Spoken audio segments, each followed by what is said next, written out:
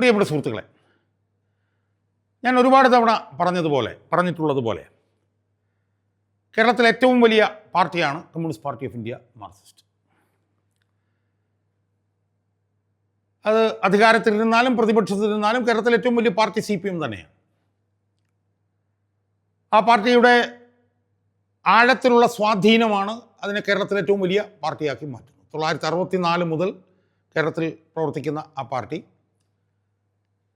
കേരളത്തിൻ്റെ പൊതുമണ്ഡലത്തിൻ്റെ എല്ലാ മേഖലകളിലും സജീവമായ സാന്നിധ്യം പുലർത്തുന്ന ഒരു പാർട്ടിയാണ്. ഞാൻ ഇന്നലെ എൻ്റെ ഒരു അനുഭവം ഞാൻ പറയാം. ഞാൻ ഇന്നലെ ഒരു ദൃശ്യമാധ്യമമായിട്ട് റോഡിൽ നിന്ന് സംസാരിച്ചുകൊണ്ട് നിൽക്കുമ്പോൾ റോഡിൽ കൂടെ ഒരു ഓട്ടോറിക്ഷ പോയി. ആ ഓട്ടോറിക്ഷ ഓടിക്കുന്ന ഓട്ടോ ഡ്രൈവർ ആ ഓട്ടോ ഇരുന്നിട്ട് തിരിഞ്ഞിട്ട് എന്നെ കണ്ടിട്ട് പറയാണ് പുളു എന്ന്. ആലോചിച്ച് നോക്കണം, അയാൾ ഏത് പാർട്ടിക്കാരനായിരിക്കും എന്നുള്ളതിന് അറിയാമല്ലോ. ഒരുപാട് ഓട്ടോറിക്ഷ ഡ്രൈവർമാരെന്നെ കാണുമ്പോൾ കൈയൊക്കെ പൊക്കി കാണിക്കണം, പോട്ടെ. അപ്പം ആ ഓട്ടോ ഡ്രൈവർ CPM കാരനാണ്. എന്നാൽ മാത്രമല്ല, അയാൾക്ക് ഞാനൊരു ദൃശ്യമാധ്യമത്തോട് പ്രതികരിക്കുമ്പോൾ അത് CPM-നെതിരായിട്ടായിരിക്കും എന്ന് അയാൾക്ക് അറിയാവുന്നതുകൊണ്ട് അയാൾ ആ വണ്ടി ഓടിച്ചു പോകുന്നതിനിടയിൽ എന്നെ നോക്കിയിട്ട് പുളു എന്ന് പറയുകയാണെന്ന് പറഞ്ഞാൽ ഞാൻ പറയുന്നത് കള്ളവും തെറ്റുമാണ് എന്നാണ് അയാൾ പറയുന്നത്. അതാണ് CPM-ന്റെ സ്വാധീനം. നമ്മൾ എവിടെ ചെന്ന് തുരന്ന് നോക്കിയാലും അവിടെ CPM-നെ നമുക്ക് കാണാൻ കഴിയും. ഞാൻ പലപ്പോഴും പറഞ്ഞിട്ടുണ്ട്, ആദിവാസി മേഖലയിൽ ചെന്നാൽ അവിടെ CPM-നെ കാണാൻ കഴിയും, ജയിലിൽ ചെന്നാൽ CPM-നെ കാണാൻ കഴിയും, കോടതിയിൽ ചെന്നാൽ CPM-നെ കാണാം, സ്കൂളിൽ, കോളേജിൽ, ആശുപത്രികളിൽ, എവിടങ്ങളിൽ നിങ്ങൾ ചെന്നോ അവിടെ എല്ലാം CPM-നെ നമുക്ക് കാണാൻ കഴിയും. ഞാൻ പലപ്പോഴും പറയുന്ന പോലെ ഞാനിപ്പോൾ ഇരിക്കുന്ന ഈ സ്റ്റുഡിയോയുടെ ഭിത്തി തുറന്ന് നോക്കിയാൽ പോലും ചിലപ്പോൾ CPM-നെ അതിനകത്ത് കാണാൻ കഴിയും. അത്രയ്ക്ക് സ്വാധീനം കേരളത്തിലെ സമസ്ത മേഖലകളിലും ചെലുത്തുന്ന കേരളത്തിലെ ഏറ്റവും വലിയ പാർട്ടിയായിട്ടുള്ള ഒരു പാർട്ടിയാണ് communist party of India Marxist. ആ സ്വാധീനം ഒരു ദിവസം കൊണ്ട് ആ പാർട്ടി ഉണ്ടാക്കിയെടുത്തതല്ല. 1964 മുതലുള്ള കഠിനാധ്വാനത്തിലൂടെ ആണ് ആ പാർട്ടി പൊതുമണ്ഡലത്തിൽ എവിടെ ചെന്ന് കഴിഞ്ഞാലും അവിടെയെല്ലാം ഈ പാർട്ടിയെ കാണാൻ കഴിയുന്ന നിലയിലേക്ക് ആ പാർട്ടിയെ മാറ്റിയെടുത്തിട്ടുള്ളത്. ഏത് മേഖലയിൽ നമ്മൾ നോക്കിയാൽ ആ പാർട്ടി തോൽക്കുമ്പോഴും ആ പാർട്ടിക്ക് 30% വോട്ട് കിട്ടാറുണ്ട്. അപ്പം അത്രയ്ക്ക് ആഴത്തിലുള്ള സ്വാധീനം ആ പാർട്ടി ഉണ്ടാക്കിയിട്ടുണ്ട്. വിപ്ലവകരമായിട്ടുള്ള ഒരുപാട് പ്രവർത്തനങ്ങൾക്ക് ആ പാർട്ടി നേതൃത്വം കൊടുത്തിട്ടുണ്ട്. ഭൂപരിഷ്കരണം മുതൽ അധികാര വികേന്ദ്രീകരണം മുതൽ സാക്ഷരത മുതലുള്ള ഒട്ടനവധി വിപ്ലവകരമായ പ്രവർത്തനങ്ങൾക്ക് ആ പാർട്ടി നേതൃത്വം കൊടുത്തു. സുഹൃത്തുക്കളെ, ആ പാർട്ടി ഒരു കമ്മ്യൂണിസ്റ്റ് പാർട്ടിയാണ്. ആ പാർട്ടി ഒരു കേഡർ ബേസിൽ കെട്ടിപ്പടുത്ത, മുകളിൽ നിന്ന് ഡെമോക്രാറ്റിക് സെൻട്രലിസത്തിൻ്റെ അടിസ്ഥാനത്തിൽ മുകളിൽ നിന്ന് താഴത്തേക്ക് കെട്ടിപ്പടുത്ത ഒരു പാർട്ടിയാണ് communist party of India Marxist. ഒരു കേഡർ ബേസ്ഡ് ആണ്, അല്ലാതെ ഒരാൾക്കൂട്ടം, കോൺഗ്രസിന് പോലെ ഒരു ആൾക്കൂട്ടമല്ല ആ പാർട്ടി. കേന്ദ്രീകൃതമായിട്ടുള്ള തീരുമാനങ്ങളുടെ അടിസ്ഥാനത്തിൽ പ്രവർത്തിക്കുന്ന ഒരു പാർട്ടിയാണ് communist party of India Marxist. അതുകൊണ്ടാണ് നമ്മൾ തമാശയായിട്ട് പറയും, ഒരു സർക്കുലർ ഇപ്പോൾ രാത്രിയാണെന്ന് പറഞ്ഞൊരു സർക്കുലർ ആ പാർട്ടി ഇറക്കിയാൽ പാർട്ടി മെമ്പർമാരെല്ലാം ഇപ്പോൾ രാത്രിയാണെന്നുള്ളത്. അതുപോലെ പ്രവർത്തിക്കുന്ന, ശരിയായാലും തെറ്റായാലും അതിൻ്റെ അടിസ്ഥാനത്തിൽ പ്രവർത്തിക്കുന്ന ഒരു പാർട്ടിയാണ് ആ പാർട്ടി. ആ പാർട്ടിയിൽ അഭിപ്രായ വ്യത്യാസങ്ങളൊക്കെ ഉണ്ടാവും, പക്ഷെ അതൊന്നും പുറത്തു വരില്ല. അത് അതിനകത്ത് തന്നെ അങ്ങനെ വിങ്ങി നിൽക്കും. തെരഞ്ഞെടുപ്പിലൊക്കെയാണ് അത് പ്രതിഫലിക്കുക.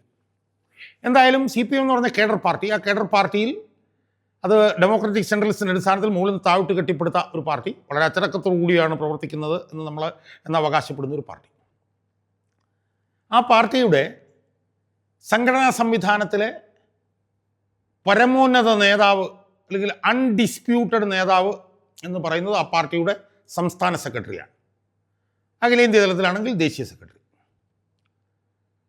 അപ്പോൾ ആ പാർട്ടിയുടെ സംസ്ഥാന സെക്രട്ടറിയാണ് കേരളത്തിലെ ആ പാർട്ടിയെ അടിമുടി, ലോക്ക്, സ്റ്റോക്ക് ആൻഡ് ബാരൽ അതിനെ നിയന്ത്രിക്കുന്നത്. അങ്ങനെ നമ്മൾ നോക്കുമ്പോൾ ആ പാർട്ടിയുടെ സ്വാധീനം ഇവിടം വരെ വർദ്ധിച്ചെത്തിയിട്ടുണ്ടെങ്കിൽ ആ പാർട്ടിയെ കാലാകാലങ്ങളിൽ സംസ്ഥാന സെക്രട്ടറി സ്ഥാനത്തിരുന്ന് നയിച്ച നേതാക്കന്മാർക്ക് ആ പാർട്ടിയുടെ ഉയർച്ചയിൽ വലിയ പങ്കുണ്ട് എന്നാണ് നമുക്ക് കാണാൻ കഴിയും. താഴ്ചയിൽ പങ്കുണ്ട് എന്നുള്ളത് നമ്മൾ പിന്നീട് കണ്ടു. പക്ഷെ താരതമ്യേന ഇപ്പോഴും ഉയർച്ചയിൽ പങ്കുള്ളവരെ കുറിച്ചിട്ടാണ് കൂടുതൽ നമ്മൾ സംസാരിക്കുന്നത്. ആ പാർട്ടിക്ക് EMS എന്ന് പറയുന്ന താത്വികാചാര്യനായിട്ടുള്ള മനുഷ്യൻ, കമ്മ്യൂണിസ്റ്റ് നേതാവ്, ആ പാർട്ടിയുടെ നേതൃത്വം കൊടുത്തിട്ടുണ്ട്. ആ പാർട്ടിക്ക് മലബാറിൽ നിന്നുള്ള അതുല്യനായിട്ടുള്ള സംഘാടകനായിരുന്ന CH കണാരൻ ആ പാർട്ടിക്ക് സംസ്ഥാന സെക്രട്ടറി ആയിരുന്നു നേതൃത്വം കൊടുത്തിട്ടുണ്ട്. ആ പാർട്ടി ഏതാണ്ട് ഒരു പതിറ്റാണ്ട് കാലത്തോളം കെ നയനാർ എന്ന് പറഞ്ഞിട്ടുള്ള നേതാവ് ആ പാർട്ടിക്ക് നേതൃത്വം കൊടുത്തിട്ടുണ്ട്. VS അച്യുതാനന്ദൻ ആ പാർട്ടിക്ക് നേതൃത്വം കൊടുത്തിട്ടുണ്ട്. ചടയം ഗോവിന്ദൻ കുറച്ചു കാലത്ത് ആ പാർട്ടിക്ക് നേതൃത്വം കൊടുത്തിട്ടുണ്ട്. പിന്നീട് ആ പാർട്ടിക്ക് കോടിയേരി ബാലകൃഷ്ണനും പിണറായി വിജയനും നേതൃത്വം കൊടുത്തിട്ടുണ്ട്. ഇപ്പോൾ MV ഗോവിന്ദനും നേതൃത്വം കൊടുത്തുകൊണ്ടിരിക്കും. അതിൽ പിണറായി വിജയൻ്റെ കാലത്ത് പാർട്ടി വളർന്നു എന്നുള്ളത് ശരി, പക്ഷേ താഴോട്ടായിരുന്നു എന്ന് നമ്മൾ കണ്ടതാണ്. 1998 മുതൽ 2014-15 വരെ പിണറായി വിജയൻ 3-4 ടേം സംസ്ഥാന സെക്രട്ടറി ആയിരുന്നപ്പോൾ പാർട്ടി താഴോട്ട് വളർന്നത് നമ്മൾ കണ്ടതാണ്. കോടിയേരി ബാലകൃഷ്ണൻ കുറച്ചാൾ സംസ്ഥാന സെക്രട്ടറി ആയിരുന്നെങ്കിലും പാർട്ടി സെക്രട്ടറിയുടെ അധികാരം കൊണ്ട് മുഖ്യമന്ത്രിയായിട്ടുള്ള പിണറായി വിജയൻ പോയതുകൊണ്ട് ആ കാലത്തും പാർട്ടിക്ക് ഒന്നും സംഭവിച്ചില്ല. പക്ഷേ ഈ പാർട്ടി ഇന്ന് എന്താണോ അതിൽ വലിയ പങ്ക് വഹിച്ചിട്ടുള്ളത് EMS, CH Kanaran, Nayanar, VS, Chadayan Govindan, ഈ 5 പേര് ഈ പാർട്ടിയുടെ സംസ്ഥാന സെക്രട്ടറി ആയിരുന്നപ്പോഴാണ് എന്ന് നമുക്ക് നിസ്സംശയം പറയാം. ഇതിൽ നിന്ന് പിണറായി വിജയനെയും കോടിയേരി ബാലകൃഷ്ണൻ നമ്മൾ മാറ്റി നിർത്തുക. ഞാൻ ഇത്രയൊക്കെ പറയാൻ കാരണം ഇപ്പോൾ ഈ പാർട്ടിക്ക് 2-3 വർഷക്കാലമായി ഒരു സംസ്ഥാന സെക്രട്ടറി ഉണ്ട്. ആ സംസ്ഥാന സെക്രട്ടറിയെക്കുറിച്ച് കുറച്ച് വിശദമായി ചില കാര്യങ്ങൾ പറയുന്നതിന് വേണ്ടിയിട്ടാണ് ഞാൻ ഈ പാർട്ടിയെ വളർച്ചയിൽ നിന്ന് വളർച്ചയിലേക്ക് നയിച്ച് വളർത്തി വലുതാക്കിയ ഉന്നത ശ്രേഷ്ഠന്മാരും ലബ്ധപ്രതിഷ്ഠരായിട്ടുള്ള ഒരു 4-5 നേതാക്കന്മാർ ഈ പാർട്ടിക്ക് കൊടുത്തിട്ടുള്ള നേതൃത്വത്തെക്കുറിച്ചിട്ട് ഞാൻ പറഞ്ഞു. ഇപ്പോൾ VSൻ്റെ കാര്യം നമ്മൾ എടുക്കൂ. കടുംപിടുത്തക്കാരനായിട്ട് പക്ഷേ അതുല്യനായിട്ടുള്ള സംഘാടകനായിരുന്നു, കറതീർന്ന കമ്മ്യൂണിസ്റ്റുകാരനായിരുന്നു, അഴിമതി ആരോപണമൊന്നും തൊട്ടു തീണ്ടാത്ത സെൽഫ്ലെസ്സായി ഈ പാർട്ടിക്ക് വേണ്ടി സർവം മറന്ന് പ്രവർത്തിക്കുന്ന നേതാവായിരുന്നു VS. നയനാർ വേറൊരു തരത്തിൽ ഈ പാർട്ടിയെ സംഘടിപ്പിക്കുന്നതിലോ അതുല്യമായിട്ടുള്ള പങ്ക് വഹിച്ചിട്ടുള്ള ആളാണ്. പിന്നെ CH കണാരൻ, പിന്നെ EMS ഒന്നും പ്രത്യേകിച്ച് നമ്മൾ പറയേണ്ട കാര്യമില്ല. അവരുടെയൊക്കെ ദൈനംദിനമുള്ള കഠിനാധ്വാനത്തെ കൊണ്ടിട്ടാണ് ഈ പാർട്ടി ഇതുവരെ വളർന്നു പോകുന്നത്. പിന്നെ പിണറായി വന്നപ്പോൾ അതിനെ മുഴുവൻ അഴിമതിവൽക്കരിച്ച് ജീർണിപ്പിച്ച് ഇല്ലാതാക്കി കൊണ്ടിരിക്കുന്നത് നമ്മൾ കണ്ടതാണ്. അതിൻ്റെയൊക്കെ ഇടയിലാണ് 3-4 വർഷങ്ങൾക്ക് മുമ്പ് MV ഗോവിന്ദൻ എന്ന് പറഞ്ഞിട്ടുള്ള ഒരു നേതാവ്, താരതമ്യേന ജൂനിയർ ആയിട്ടുള്ള ഒരു നേതാവ് ഈ പാർട്ടിയുടെ സംസ്ഥാന സെക്രട്ടറി ആയത്. അപ്പം നമ്മളൊക്കെ ഒരു ദീർഘനിശ്വാസം വിട്ടു, എന്തെങ്കിലുമൊക്കെ പോസിറ്റീവായി സംഭവിക്കും എന്ന് നമ്മൾ പ്രതീക്ഷിച്ചു. പക്ഷേ ഈ MV ഗോവിന്ദൻ പാർട്ടിക്ക് കൊടുക്കുന്ന നേതൃത്വം എന്താ, അതിൻ്റെ ഒരു ക്വാളിറ്റി എന്താണെന്നുള്ളത് നമ്മൾ ഇപ്പോൾ അടുത്ത് നമ്മളതൊന്ന് കൃത്യമായി കണ്ടു. എങ്ങനെ കണ്ടു? LDFിൻ്റെ ഒരു ജാഥയ്ക്ക് 3 ജാഥ ഉണ്ടായിരുന്നു. LDFിൻ്റെ ആ 3 ജാഥയിൽ ഒരു വടക്കൻ ജാഥയ്ക്ക് നേതൃത്വം കൊടുത്തത് MV ഗോവിന്ദനാണ്. സ്വാഭാവികമായും ആ ജാഥയ്ക്ക് നേതൃത്വം കൊടുത്ത ആളെന്നുള്ള നിലയിൽ ഇയാളുടെ ഈ പറഞ്ഞ പോലെ സംവേദന നിലവാരം, അയാളുടെ അഭിപ്രായങ്ങൾ, അയാളുടെ ശരീരഭാഷ, അതൊക്കെ കൃത്യമായി നമുക്ക് കാണാനുള്ളൊരവസരം ഇയാൾ ഈ ജാഥ നടത്തുന്നതിൻ്റെ ഭാഗമായി നമുക്ക് ഉണ്ടായി. കാരണം എല്ലാ ദിവസവും രാവിലെ ഈ ജാഥ നടത്തുന്നതിൻ്റെ ഭാഗമായി അയാൾ പത്രപ്രതിനിധികളോട് സംസാരിക്കും. ആ ജാഥ ഇപ്പോൾ അവസാനിച്ചു. ആ ജാഥ എന്തോ വലിയ ഇമ്പാക്റ്റ് ഉണ്ടാക്കി എന്നൊക്കെ പറഞ്ഞിട്ടൊക്കെ പാർട്ടിയൊക്കെ വിലയിരുത്തിയിട്ടുണ്ട്. അതൊക്കെ ജനങ്ങൾ തീരുമാനിക്കട്ടെ, നമ്മളിപ്പോൾ അതിനകത്തേക്കൊന്നും കൂടുതൽ പോകേണ്ടത്. പക്ഷേ ഈ ജാഥയിൽ ഏതാനും ദിവസം 8-10 ദിവസമോ മറ്റോ ഈ ഗോവിന്ദൻ ഈ ജാഥയ്ക്ക് നേതൃത്വം നൽകിയതുമായി ബന്ധപ്പെട്ടുകൊണ്ട് ആരാണ് ഗോവിന്ദൻ എന്ന് നമുക്ക് കൃത്യമായി മനസ്സിലാക്കാനുള്ള അവസരം നമുക്കുണ്ടായി. നമ്മളൊന്ന് ആലോചിച്ച് നോക്കി, എല്ലാ ദിവസവും ഗോവിന്ദൻ മാധ്യമങ്ങളോട് പ്രതികരിക്കുമായിരുന്നു. ഒരു ജാഥ നടത്തുമ്പോൾ മാധ്യമങ്ങളോട് പ്രതികരിക്കുമ്പോഴാണ് ആ പ്രതികരണത്തിലൂടെ ആ പാർട്ടിയുടെയും ആ മുന്നണിയുടെയും ആശയങ്ങൾ, പ്രത്യയശാസ്ത്രം എന്താണെന്നുള്ളത് ജനങ്ങളിലേക്ക് എത്തിക്കുക. പ്രത്യേകിച്ച് ഈ ജാഥയുടെ ലക്ഷ്യം എന്തായിരുന്നു? ഈ ജാഥയുടെ ലക്ഷ്യം എന്ന് വെച്ചാൽ 3ാം ഭരണം കൊണ്ടുവരേണ്ടതിൻ്റെ ആവശ്യകത. അപ്പോൾ 3ാം ഭരണം കൊണ്ടുവരുന്നതുമായി ബന്ധപ്പെട്ടുകൊണ്ട് ജനങ്ങളിലേക്ക് എന്തൊക്കെ എത്തിക്കണമോ അതൊക്കെ എത്തിക്കുക എന്നുള്ളതായിരുന്നു MV ഗോവിന്ദനിൽ നിക്ഷിപ്തമായിട്ടുള്ള ചുമതല. ആ ചുമതല ഈ ജാഥയ്ക്ക് ഈ നേതൃത്വം കൊടുത്ത 8-10 ദിവസം ഗോവിന്ദൻ എങ്ങനെയാണ് സുഹൃത്തുക്കളെ ആ ചുമതല നിർവഹിച്ചത്? നമ്മളൊന്ന് ആലോചിച്ച് നോക്കി. എങ്ങനെയായിരുന്നു പത്രക്കാരോടുള്ള അയാളുടെ പ്രതികരണം, മാധ്യമപ്രവർത്തകരോടുള്ള അയാളുടെ പ്രതികരണം? വിമർശനപരമായി ചോദ്യം ചോദിക്കുന്ന മാധ്യമപ്രവർത്തകരോട് പ്രതികരിക്കുമ്പോൾ ഗോവിന്ദൻ്റെ ശരീരഭാഷ എന്തായിരുന്നു? ഗോവിന്ദൻ്റെ മുഖഭാവം എന്തായിരുന്നു? ഗോവിന്ദൻ്റെ പുച്ഛം എന്തായിരുന്നു? പരിഹാസം എന്തായിരുന്നു? വെറുപ്പ് എന്തായിരുന്നു? അറപ്പ് എന്തായിരുന്നു എന്ന് നമ്മൾ കണ്ടതല്ലേ സുഹൃത്തുക്കളെ?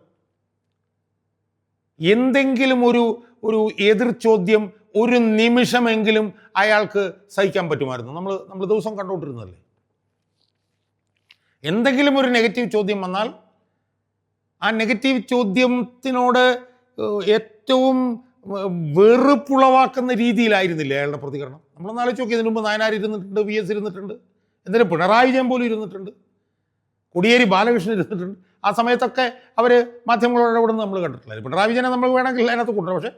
പക്ഷെ പിണറായി വിജയൻ പോലും ഇതിനേക്കാൾ ഭേദമായിരുന്നു എന്ന് തോന്നുന്ന നിലയിലുള്ള തീർത്തും വൃത്തികെട്ട രീതിയിലുള്ള പ്രതികരണമല്ലായിരുന്നു ഈ MV ഗോവിന്ദൻ്റെ. അയാൾ ഓരോ പത്രസമ്മേളനം നിങ്ങൾ എടുത്തു നോക്കി. അയാൾ ശരിക്കും വലിയൊരു ട്രോളിനുള്ളൊരു കഥാപാത്രമായി, പരിഹാസ കഥാപാത്രമായി, ഹാസ്യ കഥാപാത്രം, നമ്മളതൊക്കെ മാറ്റി നിർത്തിയാൽ പോലും നെഗറ്റീവായിട്ട് എന്തെങ്കിലും ഒരു ചോദ്യം ചോദിച്ചാൽ അയാൾ മുഖത്തടിക്കുന്ന രീതിയിലല്ലേ അയാളുടെ പ്രതികരണം. ഒന്ന് ആലോചിച്ചു. പുച്ഛം, പരിഹാസം, അറപ്പ്, വെറുപ്പ്, ഇത് നിറഞ്ഞ് വിങ്ങി വിങ്ങി നിൽക്കുകയല്ലായിരുന്നു അയാളുടെ പ്രതികരണങ്ങൾ. എതിർ ചോദ്യം ചോദിക്കുന്നവരെ അടിച്ച് ഇരുത്തുകയല്ലായിരുന്നു അയാൾ ചെയ്തുകൊണ്ടിരുന്നത്. അതുകൊണ്ടാണ് എവിടെയൊക്കെ ഒരു ട്രോളിൽ നമ്മൾ കണ്ട ഇയാളുടെ ഓരോ പത്രസമ്മേളനം കഴിയുമ്പോഴും ഒരു 10,000 വോട്ട് വീതം CPM കുറഞ്ഞുകൊണ്ടിരിക്കുക. നമ്മൾ മനസ്സിലാക്കേണ്ടത് എന്താ? ഇയാൾ ആരാണ്? ഇയാൾ കേരളത്തിൽ ഏറ്റവും വലിയ പാർട്ടിയുടെ സംസ്ഥാന സെക്രട്ടറിയാണ്. നമ്മൾ ഓർക്കണം. 5 ലക്ഷം പാർട്ടി മെമ്പർമാരുള്ള ഒരു പാർട്ടിയുടെ 25 ലക്ഷം 30 ലക്ഷത്തിനടുത്ത് അണികൾ ഈ പാർട്ടിയുടെ ട്രേഡ് യൂണിയൻ വിഭാഗമായിട്ടുള്ള CITUവിലുണ്ട്. എവിടെ ചെന്നാലും CPM ഉണ്ട്. ആ CPMനുമായി ബന്ധപ്പെട്ട് പ്രവർത്തിക്കുന്ന ലക്ഷക്കണക്കിന് ആളുകളുണ്ട്. ആ ആളുകളെല്ലാം പ്രതിനിധീകരിക്കുന്ന CPM എന്ന് പറഞ്ഞ പാർട്ടിയുടെ സംസ്ഥാനത്തെ ഏറ്റവും പ്രധാനപ്പെട്ട നേതാവാണ് പാർട്ടി സെക്രട്ടറി ആയിട്ടുള്ള MV ഗോവിന്ദൻ. അതിൻ്റെ എന്തെങ്കിലും ഒരു ക്വാളിറ്റി, ഇത്രയും വലിയ പാർട്ടിക്ക് നേതൃത്വം കൊടുക്കുന്ന ഒരാളാണ് താനെന്നും, 2 തവണ ആയിട്ട് അധികാരത്തിലിരിക്കുന്ന ഒരു പാർട്ടിയുടെ നേതൃത്വ സ്ഥാനത്തിരിക്കുന്ന ആളാണ് താനെന്നും, 3-ാം തവണ ഈ പാർട്ടി അധികാരത്തിലേക്ക് കൊണ്ടുവരികയാണ് തങ്ങളുടെ ലക്ഷ്യമെന്നും ഒരു നിമിഷമെങ്കിലും ഇയാൾക്ക് ബോധ്യമുണ്ടോ സുഹൃത്തുക്കളെ? നമ്മൾ നിഷ്പക്ഷമായിട്ടൊന്ന് ആലോചിച്ച് നോക്കി. സ്വാഭാവികമായും പത്രസമ്മേളനം വരുമ്പോൾ പത്രസമ്മേളനത്തിൽ എതിർ ചോദ്യങ്ങളുണ്ടാവും. ആ എതിർ ചോദ്യങ്ങളോട് 1%, 0.25% പോലും സഹിഷ്ണുത കാണിക്കാൻ കഴിയാത്ത ഏറ്റവും നിലവാരം കുറഞ്ഞ ഒരു നേതാവാണ് താൻ എന്ന് MV ഗോവിന്ദൻ തെളിയിക്കല്ലേ അയാൾ ഈ ജാഥയിലൂടെ ചെയ്തത്. എതിരായിട്ടുള്ള ചോദ്യം വന്നു കഴിഞ്ഞാൽ അവരോട് അയാൾ ഒന്നുകിൽ പത്രസമ്മേളനം നിർത്തി അയാൾ പോകും, അല്ലെങ്കിൽ അയാൾ എന്തെങ്കിലും വൃത്തികെട്ട രീതിയിൽ പ്രതികരിക്കും. നമ്മൾ എത്ര മോശമായിട്ടുള്ള പ്രതികരണമാണ്.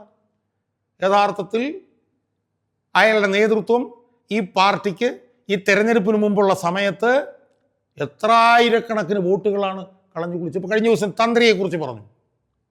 പെരുങ്കള്ളന്മാരുടെ പട്ടികയിലല്ലേ തന്ത്രി എന്ന് പറഞ്ഞു. വല്ല ആവശ്യം ഉണ്ടായിരുന്നു ഇയാൾക്ക്? വല്ല ആവശ്യം ഉണ്ടായിരുന്നു? കേരളത്തിൽ ഏറ്റവും വലിയ പ്രബലമായിട്ടുള്ള മതവിഭാഗത്തിൻ്റെ മനസ്സിൽ മുറിവേറ്റി നിൽക്കുകയാണ് തന്ത്രിയെ 41 ദിവസം ജയിലിട്ടതുമായി ബന്ധപ്പെട്ട്. ആ സമയത്താണ് ഇയാൾ പറയുന്നത് തന്ത്രി പെരുങ്കള്ളന്മാരുടെ